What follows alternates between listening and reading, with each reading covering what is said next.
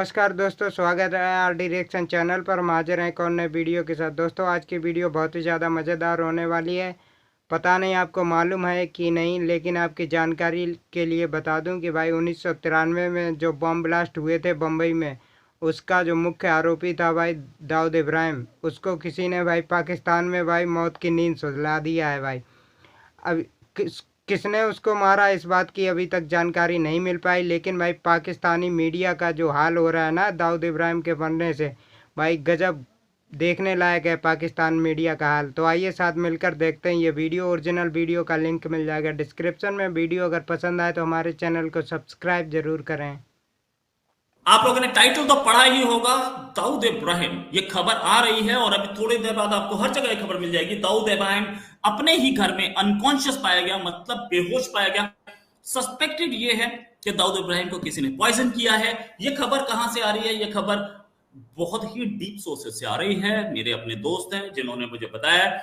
खबर उनकी गलत कभी नहीं होती। ये खबर भी थोड़ी देर बाद आपको हर जगह मिल जाएगी। इससे पहले साजिद मीर, जिसने जो कि मुंबई हमले का मास्टरमाइंड था, उसको जेल के अंदर जहर दे दिया गया था और वो मर गया। अब दाऊद इब्राहिम का नंबर था। इसी बात करने के लिए हमारे साथ डॉक्टर मिश्रा, डॉक्टर अभिषेक मिश्रा, साथ मेरे बहा जी भी। डॉक्टर मिश्रा के पास पहले जाऊंगा। डॉक्टर साहब, ये अननोन गनमैन जहर देने का काम अब दाऊद इब्राहिम, क्या आपको दिख रहा है कि ये अननोन गनमैन का काम है, पाकिस्तान का नाम है, किसका काम है ये वो कौन सी मूवी आई थी वो उरी, उसमें बोलता ना ये नया भारत है, ये घुस के मारेगा। तो ये उस टाइप का है कि हर जगह पे घुसे ही पड़े हैं लोग। और ऐसा भी नहीं है, देखिए पाकिस्तान में भी ऐसे समझदार लोग हैं दादा, जो चाहते हैं कि पाकिस्तान अच्छे रास्ते पे जाए। क्योंकि ये कोई हिंदुस्तानी तो वहां जाके कर नहीं रहा है, जो भी है वो तो पाकिस्तानी ही है, ठीक है ना। तो वो तो समझदार लोग हैं जो ये चाहते हो, जो पाकिस्तान का बुरा नहीं चाहते। वो चाहते हैं पाकिस्तान भी सही रास्तों पे आए और सही लोगों को प्रमोट किया जाए। तो इसका पूरा, जैसे कि 1971 वॉर का जो मैं उनको सुन रहा था जनरल जेएफआर जैकब साहब को, तो उन्होंने कहा कि जनरल जेएफआर जैकब साहब ने कहा था एएनआई के स्मिता प्रकाश जी को इंटरव्यू देते हुए कि 1970 वॉर का जो श्रेय है वो जितना भारतीय आर्म फोर्सेस को जाता है उतना ही जाता है वो आपके मुक्ति बाहिनी को, क्योंकि वो अंदर के लोग थे। उसी तरीके से पाकिस्तान की वो लोग जो सेन हैं, जो चाहते हैं कि एक हेल्दी सोसाइटी डेवलप हो, दोनों देशों के बीच में दुश्मनियां खत्म हो, पॉलिटिकल रियलिटी पाकिस्तान बनी रहे, कल्चरल जो सिमिलैरिटीज हैं उनको और स्ट्रॉन्ग किया जाए, तो वो लोग इसमें भारत का साथ दे रहे हैं। It's a welcoming thing. और मेरे ख्याल से जो नया इंस्टांस है आईएसआई का या पाकिस्तान के एस्टेब्लिशमेंट का, डीप स्टेट का, they also want to move ahead. उनको भी पता है कि कन्फ्रंटेशन से कुछ नहीं मिलना, इसीलिए नवाज शरीफ साहब को लाया गया। वरना तो कन्फ्रंटेशन का काम इमरान खान साहब बहुत अच्छा कर रहे थे। हर 2 दिन बाद वो सो के उठते थे, मोदी जी को 4 गाली देते थे, उसके बाद सो जाते थे। तो ये काम तो इमरान खान साहब बड़ा बखूबी कर रहे थे। मोदी साहब को जितना गाली और जितनी फासिज्म है, आरएसएस है, हिंदुत्वा है और ये गुजरात राइट है और पता नहीं जो बोलना था सब बोला था उन्होंने। लेकिन फिर लेके किसको आए? मोदी का यार है वो, जो वो क्या नाम है गद्दार है। उसका? हाँ वो गद्दार है। मगर ये जो है, ये जो नए वुड बी प्राइम मिनिस्टर है, क्या नाम है, नवाज शरीफ साहब, अल्टीमेटली उनको ही लाना पड़ा। तो नवाज शरीफ साहब तो पहले ही कह चुके हैं, मुझे आज भी याद है नवाज शरीफ साहब का एक भाषण है जिसमें वो कह रहे हैं हम तो एक लोग हैं, जिस रब को वो पूछते हैं उस रब को हम पूछते हैं। ये लाइन तो बस ऐसे ही आ गई है, बात तो सब यही है मेन। तो अच्छा, हाँ। अच्छा, इसलिए इसका क्रेडिट बस एक लाइन हो जाता है, इसका क्रेडिट पाकिस्तान के भी उन भाई बहनों को जाता है जो चाहते हैं कि दोनों देशों में दोस्ती हो, और अच्छे लोग वहां भी हैं, अच्छे लोग यहाँ भी हैं, उन्हीं में से कुछ ये काम कर रहे हैं। जी दादा। राइट। इसमें और फर्दर डिटेल्स जो मुझे दिख रही हैं वो ये कि दाऊद इब्राहिम को कहीं पे सीक्रेटली किसी हॉस्पिटल ले जाया गया है। क्या सिचुएशन है दाऊद इब्राहिम की मुझे नहीं पता है, लेकिन सिचुएशन खराब ऐसा पता लग रहा है कि सीरियस है। दाऊद इब्राहिम की पहले ही किडनी फेल हो चुकी है, डायलिसिस पे है, ये भी पता है। ये खबर भी बीच में आई थी कि दाऊद इब्राहिम ने अपनी प्लास्टिक सर्जरी कराई थी। बहुत ज्यादा चेंज नहीं थी शक्ल में, जो नई हमारे सामने आई थी शक्ल फेस, लेकिन हाँ थोड़ा चेंज था। दाऊद इब्राहिम की जो भी फोटो अवेलेबल है पुरानी, एक वो प्लास्टिक सर्जरी के बाद वाली फोटो वो अलग है, जो फोटो अवेलेबल पुरानी वो कम से कम 20 साल 30 साल पुरानी है। और उस फोटो पे हम भरोसा नहीं कर सकते। और एक बात और कि दाऊद इब्राहिम को पहले भी कई बार उसके ऊपर हमला करने की कोशिश की गई है, लेकिन वो हर बार बचा। इंडिया की एजेंसी इसके टारगेट पे जरूर था। इस बार इंडिया इसके पीछे था कि नहीं हमें नहीं पता है, लेकिन इस बार ये काम हुआ है। बहुत सारे और लोग जो कि इंडिया में वांटेड थे वो पहले मारे जा चुके हैं। इस साल अभी मैं कहीं पढ़ रहा था 13 से ज्यादा लोग मारे जा चुके जो कि इंडिया वांटेड थे। उसकी ये 13 नंबर मैं अभी कंफर्म करूंगा। मैं रिबाहा से बात करूंगा। रिबाहा जी, एंटी इंडिया लोग पाकिस्तान में मारे जा रहे हैं, इसको पाकिस्तान में कैसे लिया जा रहा है?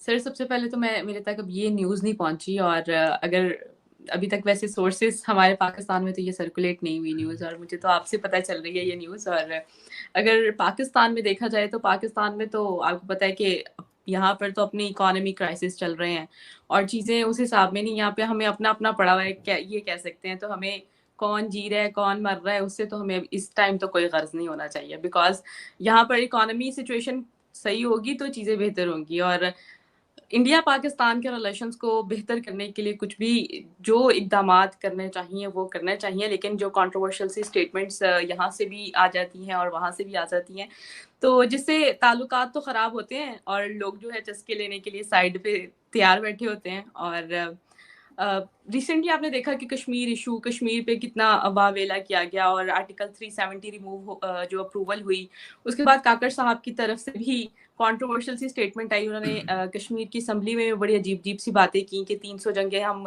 जो है वो इंडिया से लड़ेंगे अगर इंडिया हम पर जंग इम्पोज करता है।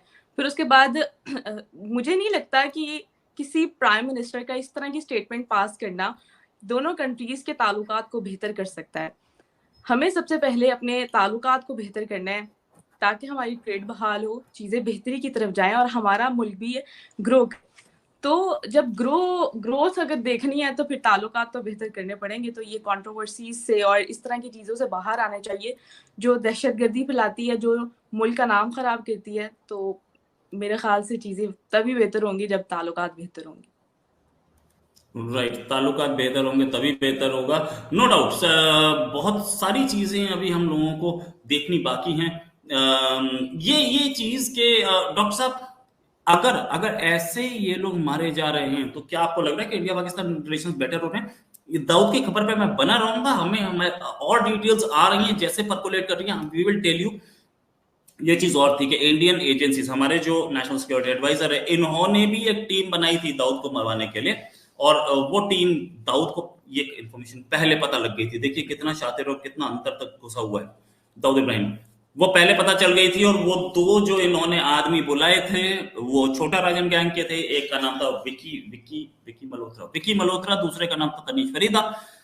दोनों के दोनों पकड़े गए थे इंडिया में ही। मुंबई पुलिस ने पकड़ा था। अब देखिए मुंबई पुलिस ने उस आदमी को पकड़ लिया जो कि आईबी चीफ का आदमी था और दाऊद को मारने जा रहा था। ये समझिए कि इंडिया में एजेंसीज में कितना खराब कोऑर्डिनेशन है। लेकिन ये जो खबर है इस समय, इस पर अभी और डिटेल्स आ रही हैं। विल टेल यू कि दाऊद कहां है ये कोई नहीं बता पाएगा, ये कोई नहीं बताएगा। दाऊद की मैंने पूछने की कोशिश की थी कि दाऊद की डायलिसिस कहां होती है, मुझे ये तक नहीं बताया गया। लेकिन हाँ, हो सकता है उन्हें पता हो, एजेंसीज को पता हो, मुझे नहीं पता लगा। मेरे कुछ दोस्त थे, उनसे पूछा था। दाऊद कराची में है इस समय, ऐसा पता चल रहा है। डॉक्टर मिश्रा, क्या सिचुएशन है? क्या ये जो लोग जा रहे हैं, जो मारे जा रहे हैं, इससे इंडिया के रिलेशंस पाकिस्तान से बेटर हो सकते हैं क्या? देखिए, ये तो अंदर की भी कार्रवाई हो सकती है ना रोहित भाई, कि अगर पाकिस्तान की जो इंटेलिजेंसिया है उसने ये डिसाइड किया है कि अगर इंडिया के साथ संबंध बहाल करने हैं तो लेट देम लूज, जिसे ना, और सॉरी कट देम लूज। तो इसमें तो कोई मुझे अचरज नहीं होगा। आप देख लें वॉर ऑन टेरर में अमेरिका को कितने जो अलकायदा के जो लो रंग ऑपरेटिव्स थे पाकिस्तान ने उनको हैंडओवर किया। अफगानिस्तान के भी जो थे, जो आते थे कोयटा शुरा में छिपते थे या इधर उधर, उन्होंने पकड़ करके उनको हैंडओवर कर दिया था। तो ये अगर आईएसआई खुद भी करवा रही हो तो, या पाकिस्तान की एजेंसी खुद भी करवा रही हो, तो कोई उसमें अचरज नहीं होना चाहिए, क्योंकि हो सकता है कि एक सेंस प्रिवेल किया हो कि the only way forward is the way of friendship. तो हो सकता है ये खुद का भी this can be work of someone within the system itself, you can never deny that. However जो भी कर रहा है, अच्छी चीज ये है कि हो रहा है, और इस तरीके की जो एलिमेंट्स हैं जो दोनों कंट्रीज के बीच में एक बैड ब्लड को ड्रॉ करते हैं, वो चीजें तो हटनी चाहिए, खत्म होनी चाहिए। और दाऊद इब्राहिम कहाँ, इससे क्या फर्क पड़ता है? आई गेस अगर आपकी टोटल वैल्यू ये है कि आप इसका गर्दन उड़ा देंगे, उसको बम से उड़ा देंगे, अगर this is what it is, तो वो तो समय जा चुका है ना। अब तो इंडिया उस रास्ते पे है नहीं। दाऊद इब्राहिम ताकतवर नहीं था दादा, मैं आपको स्पष्ट शब्दों में बताऊं। ताकतवर वो लोग थे जिन्होंने दाऊद इब्राहिम को बनाया, जिन्होंने दाऊद इब्राहिम को इतना बड़ा स्टेचर दे दिया कि वो आज जो है वो बन गया। पॉलिटिकल सिस्टम अगर उसके सपोर्ट में न खड़ा होता तो आज दाऊद इब्राहिम नहीं बनता। तो ये पॉलिटिकल पेट्रोनेज था, दाऊद इब्राहिम को यूज किया गया और उसको वो स्टेचर दिया गया, उससे काम लिए गए और उसके बदले में उसको वो बनाया गया जो वो बनना चाहता था।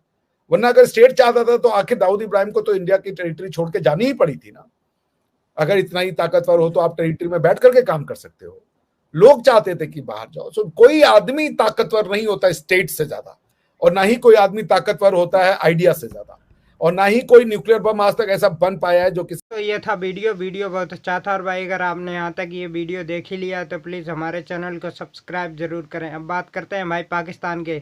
दुनिया के सारे आतंकवादी भाई पाकिस्तान में ही क्यों मिलते हैं, इस बात का कुछ भी किसी को पता नहीं है भाई। ओसामा बिन लादेन मारा गया था भाई, वो भी पाकिस्तान में, जबकि पूरा पाकिस्तान मना करता रहा कि भाई वहाँ ओसामा बिन लादेन मौजूद नहीं है पाकिस्तान में। लेकिन जब अमेरिका ने उसको ढूंढ के निकाला और उसको जब मार दिया पाकिस्तान में ही, तब भाई पाकिस्तान को पता चला कि पाकिस्तान में ओसामा बिन लादेन रह रहा था।